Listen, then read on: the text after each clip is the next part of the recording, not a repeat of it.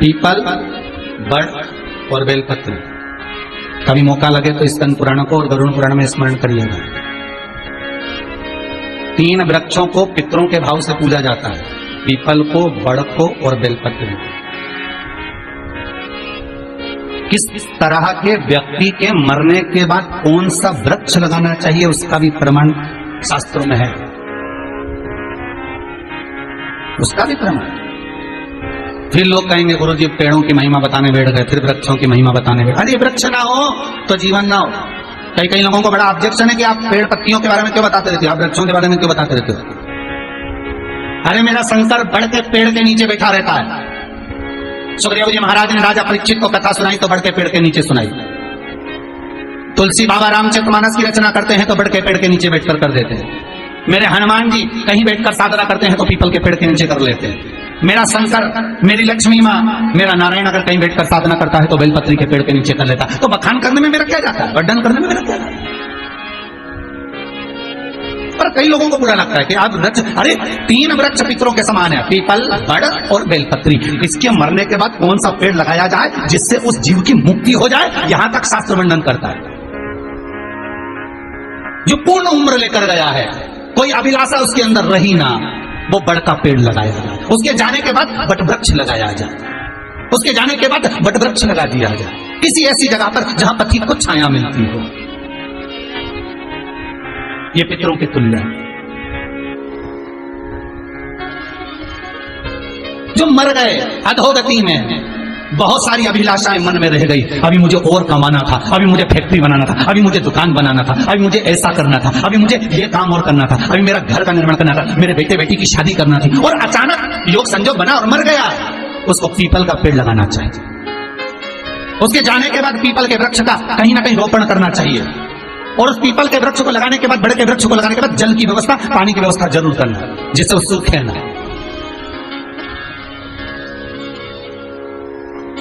तीसरा, जो अधोगति में मर गया, कुंवारा मर गया, या उसकी गति एक्सीडेंट में, आधिक में, या किसी भी तरह से सुसाइड कर या किसी भी तरह से भूखा प्यासा, यहां तक कहा गया भले कुंवारा नहीं मरा और भूखा और प्यासा भी चले गया, तो उसके लिए बेलपत्री का पेड़ का निर्माण करना चाहिए, बेलपत्री का पौधा लगाना चाहिए, उस पर पानी की व्यवस्था हो, जल की व्यवस्था।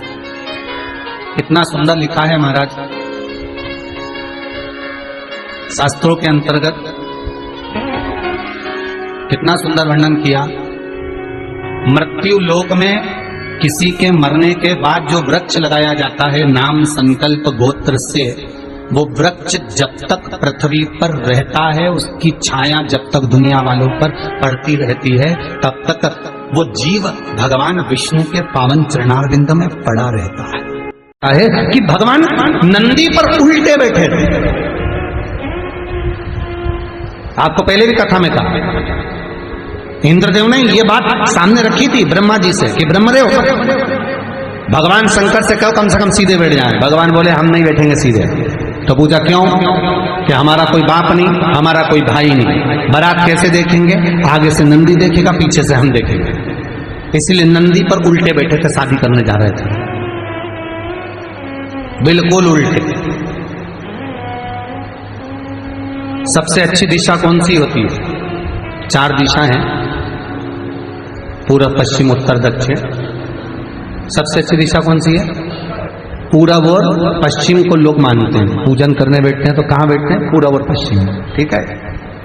पर शंकर उल्टे हैं, शिव उल्टे बैठे।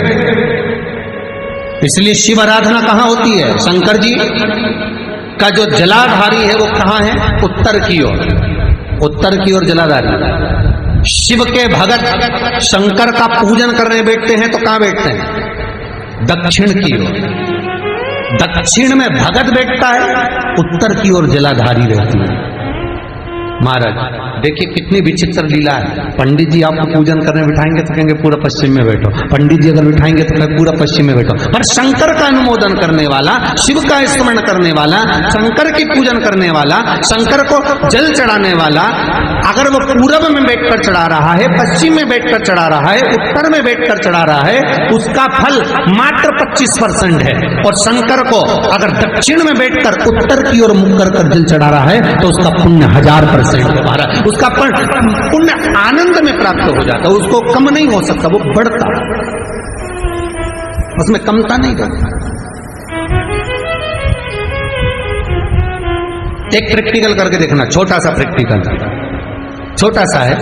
मान लो किसी व्यक्ति को बहुत तेज बुखार आ रहा है, ठीक है, बहुत तेज बुखार, कोई बच्चा है, कोई बड़ा है, और उसको बहुत तेज बुखार आ रहा है, बहुत तेज। अब आज के जमाने में बुखार कोरोना के चक्कर में भी है, वो भी ध्यान रखना हो। पर मान लो किसी व्यक्ति को बुखार बहुत तेज आ रहा है और बच्चा तब भी बहुत रहा है, एक लोटा पानी महाराज लेकर जाइए, उल्टे हाथ में उस कलश को रखिएगा, सीधे हाथ से उस कलश के ऊपर हाथ रखकर लेकर ऐसे कैसे ही मंदिर में चले जाओ शंकर जी के। दक्षिण की ओर खड़े हो, उत्तर की ओर मुख करो, एक पात्र भी लेकर जाओ, उस पात्र को जहां से पानी गिरता है वहां रख दीजिए और उस पानी को शंकर जी को चढ़ा दीजिए। उस पानी को लेकर जाओ, एक बाल्टी में डाल दो, दूसरा पानी उसमें भर लो, जिस व्यक्ति को बुखार आ रहा है उसको स्नान करा दो। 15 से 20 मिनट के बाद में, 20 मिनट भी जान दो, अगर आपको लगता है कि शरीर ठंडा होगा, और आधे घंटे बाद उसको फिर आप टेम्परेचर नापेंगे, बुखार धीरे धीरे समाप्ति की ओर आ जाएगा, बुखार टिकेगा नहीं उसके शरीर।